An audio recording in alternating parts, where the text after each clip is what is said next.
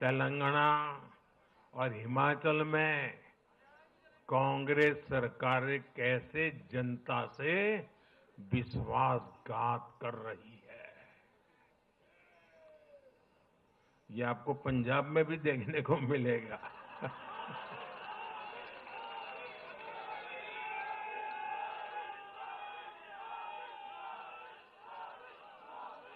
जो वादे महाराष्ट्र में किए गए उनका हाल दूसरे राज्यों में क्या है, इसलिए कांग्रेस के पाखंड को जनता ने खारिज कर दिया है।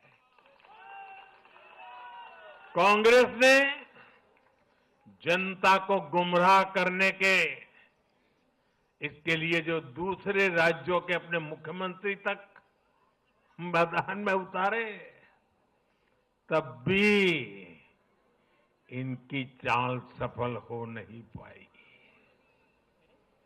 इनके ना तो झूठे वादे चले और ना ही खतरनाक एजेंडा चला। साथियों, आज महाराष्ट्र के जनादेश का एक और संदेश है। पूरे देश में सिर्फ और सिर्फ एक ही संविधान चलेगा।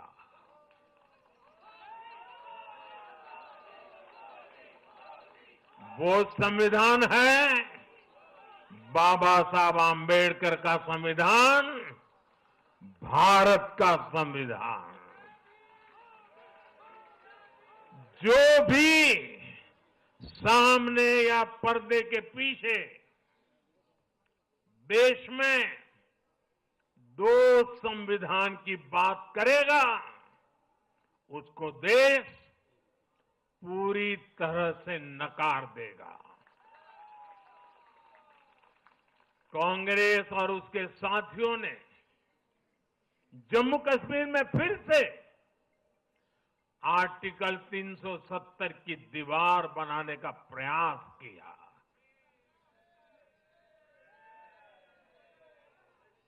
वो संविधान का भी अपमान है। महाराष्ट्र ने उनको साफ साफ बता दिया कि ये नहीं चलेगा।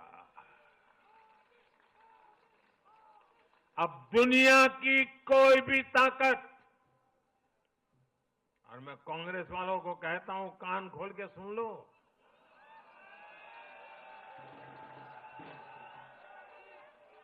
उनके साथियों को भी कहता हूं, अब दुनिया की कोई भी ताकत 370 को वापस नहीं ला सकती।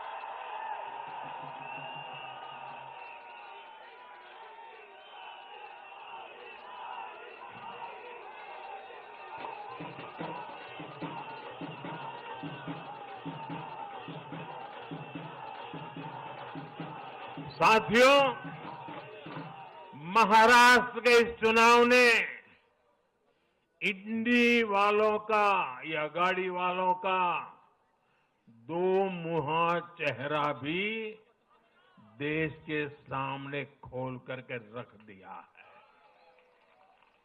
हम सब जानते हैं बाला साहब ठाकरे का इस देश के लिए, समाज के लिए बहुत बड़ा योगदान रहा है।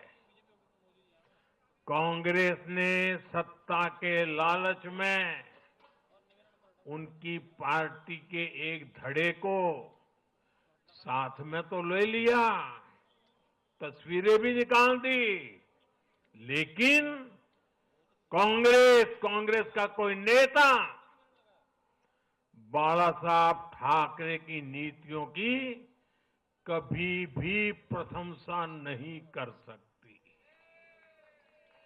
और इसलिए मैंने अघाड़ी में कांग्रेस के साथी दलों को चुनौती दी थी कि वो कांग्रेस से बाला साहब ठाकरे की नीतियों की तारीफ में कुछ शब्द जरा बुलवा करके दिखाएं।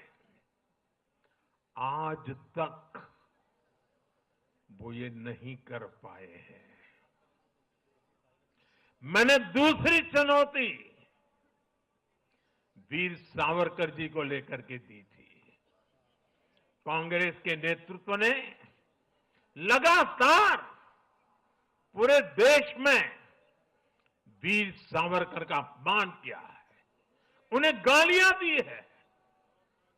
महाराष्ट्र में वोट पाने के लिए इन लोगों ने टेम्पररी वीर सावरकर जी को जरा टेम्पररी गाली देना उन्होंने बंद किया है।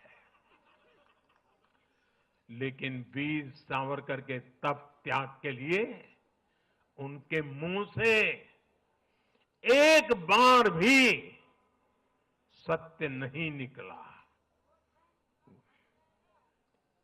और यही इनका दो मुहापन है। ये दिखाता है कि उनकी बातों में कोई दम नहीं है। उनका